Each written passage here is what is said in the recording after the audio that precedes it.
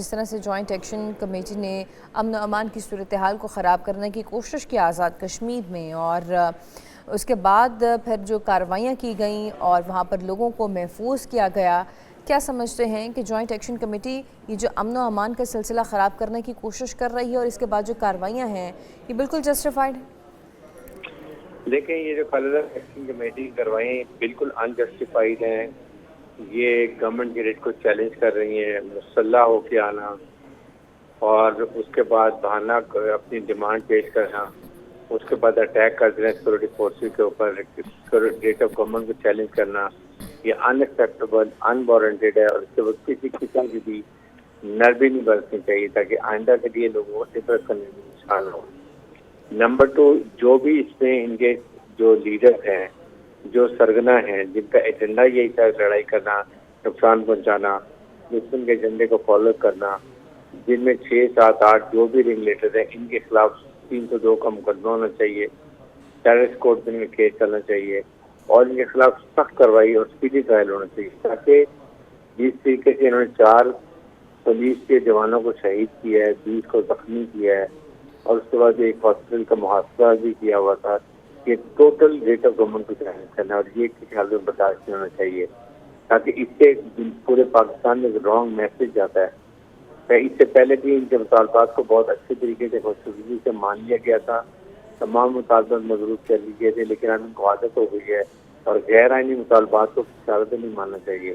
اور اس وقت میری حکومت برادری سے سخت مطالبہ ہے کہ اور آئی جی سے پولیس سے مطالبہ ہے کہ ان کے خلاف 302 کا مقدمہ کریں، ان کے اینٹی ٹیررسٹ کوڈ میں کیس چلائیں، سی بی ٹرائل کریں اور جو بھی لوگ ہیں جنہوں نے قانون کو ہاتھ میں لیا ہے اور جنہوں نے اکسایا عوام کو، جنہوں نے احتجاج دلایا، ان کے خلاف کارروائی کریں اور وہ عوام کو پتہ چلے کہ ان کے خلاف کیا کارروائی ہے، تاکہ آئندہ کے لیے باقیوں کے لیے عبرت کم کا.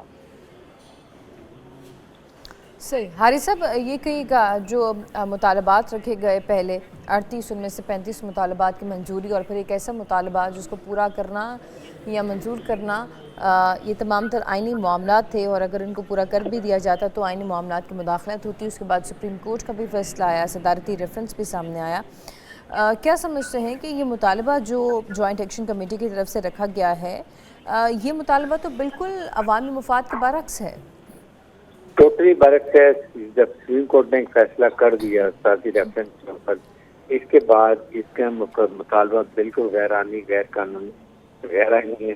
اس کو کسی حالت میں حکومت کو ماننا بھی نہیں چاہیے اور جنہوں نے اس منوعات کی طاقت کا استعمال کیا ان کے خلاف قانونی کارروائی ہونی چاہیے، کیونکہ انہوں نے قانون کو ہاتھ میں لیا اور 4 سیکورٹی اہلکاروں کو شہید کیا. ان کے خون کا بدلہ کون لے گا؟ حکومت پاکستان کشمیر لے گی اور ان جو بھی نشات پسند عادت ہے جنہوں نے فائرنگ کی ہے سب کے CCTV کیمرے سے پتہ چل جائے گا.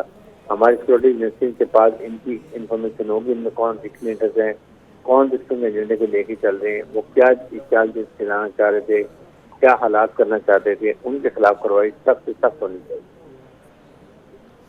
یقینی طور پر سخت اس وقت جو اقدامات بھی لیے جا رہے ہیں جوائنٹ ایکشن کمیٹی کی طرف سے کی حوالے سے، اور حارث صاحب یہ بھی کہی گیا، اسے کالعدم بھی قرار دیا گیا، اس کے آفیسز کو بھی بند کیا گیا اور ایک جو نظریہ بنانے کی کوشش کی جا رہی تھی کہ عوام ان کا ساتھ دیں گے اور عوام ان کے ساتھ احتجاج میں شامل ہوں گے. کل ایک بڑا واقعہ بھی دیکھنے میں آیا کہ جب ان کے جو آفیسز کو بند کیا جا رہا تھا تو وہاں پر اسلحہ بھی ملا اور اس کے ساتھ ساتھ عوام کی تعداد وہاں پر موجود تھی، لیکن کوئی بھی کسی قسم کا احتجاج نہیں کیا گیا.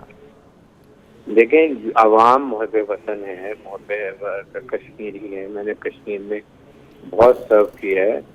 دے لو پاکستان، دے love their own country, Kashmir کو، اور وہ پرامن بھی ہیں اور بڑے اچھے طریقے سے بہیو کرتے ہیں، کاروبار کرتے ہیں، وہ کوئی ایکٹیویٹی میں انوالو کرتے ہیں. یہ کچھ تناسب ہیں جو ان کو انوالو کرتے اکساتے ہیں، سرپسندی کرتے ہیں. ان کے خلاف سخت کارروائی ایک دفعہ کر لیں گے، ان کو پکڑ لیں گے. آئندہ کے لیے سب کے لیے سبق ہوگا اور آئندہ ایسی کوئی بات نہیں کی جائے گی. حارث صاحب ہمارے ساتھ ہی رہے گا. DIG آزاد کشمیر پولیس عرفان کاشف نے بھی ہمیں جوائن کیا، ان سے بھی بات کریں گے. عرفان صاحب، یہ جو کارروائی کی گئی اس حوالے سے سب سے پہلے تفصیلات ہمیں شیئر کیجیے گا. جی، جیسے کہ آپ کے کچھ انفارمیشن نالج میں ہوگی بھی کہ یہ گزشتہ شام جو ہے کچھ کالعدم تنظیم मुनासिर ने कानून नाफिज करने वाले इदारों पर रावला कोर्ट ने एक मुनज़्ज़म मनसूबाबंदी के तहत फायरिंग की और उसके बाद एक शहर के मरकजी हॉस्पिटल का उन्होंने मुआवजा कर लिया और जिसकी वजह से जो मामूल की तबी खिदमत थी वो मुतासिर हुई। जब पुलिस ने अपना एक टारगेटेड ऑपरेशन के जरिए उस मामले को भी क्लियर करवाया और अस्पताल की एक्टिविटीज़ को रिवाइज करवाया है और अब तक इस एक्टिविटीज़ में जो ये चल रही है 4 कानून नाफिज करने वाले एहलकार शहीद हो चुके हैं और बताते जख्मी हैं। इसके अलावा इस कलदम तंजीम के अपने ही कारकुनों की अंधाधुंध फायरिंग की वजह से 3 इनके अपने लोग भी हलाक हो चुके हैं अभी तक।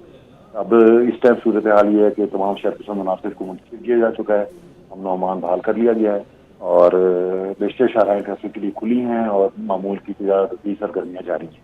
तो अदालती पुलिस और दीगर कानून नाफिज करने वाले इदारे वो अवाम के जान माल के साथ स्टेट की रीच को कायम रखने के लिए हम वक्त अपनी जिम्मेदारियाँ इसका इंजाम दे रहे हैं और इंशाअल्लाह इस वाक़े में मुलव्वस जितने भी इस कलदम को चाहे वो सरगर्म हो या नाम हो उनको कानून के दायरे में लाया जाए।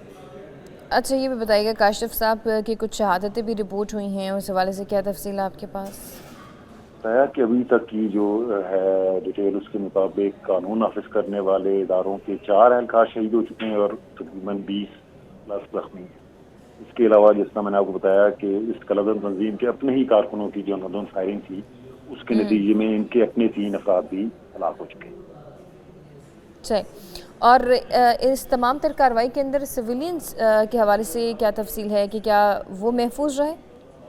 जी, मैंने आपको इसे बताया कि अभी तक जो हलाकतें हैं उस कानून नाफिज करने वाले इदारों के एहलकारों के अलावा वो इसी तंजीम के अपने ही कारकुनान हैं जो इनकी अपनी ही फायरिंग से इनकी हलाकतें हुई हैं। ठीक है, बहुत शुक्रिया इरफान काशिफ साहब हमारे साथ मौजूद थे, DIG आज़ाद कश्मीर पुलिस। और आपको बताते चलें कि आज़ाद कश्मीर पुलिस के मुताबिक रावलाकोट में कलदम एक्शन कमेटी के मुसल्लह अनासर की जानिब से अमन व अमान की सूरत हाल ख़राब करने की कोशिश के बाद कानून नाफिज करने वाले इदारों ने हदफी कार्रवाई करते हुए KMH रावलाकोट का मुहासरा ख़त्म कर दिया है। तर्जुमान inspector general police Azad Kashmir के मुताबिक 7 और 8 जून के दरमियानी शब की गई कार्रवाई में शहरियों, मरीजों, तिबी अमले और सरकारी इमला के तहफ़्फ़ुज़ को तरजीह बनाया गया है, जबकि हस्पताल की तमाम तिबी खदमात भी बहाल कर दी गई हैं। पुलिस के मुताबिक 6 जून से अब तक फायरिंग के वाक़यात में आज़ाद कश्मीर पुलिस के 3 और फ्रंटियर कांस्टेबलरी का 1 एहलकार शहीद हो चुका है।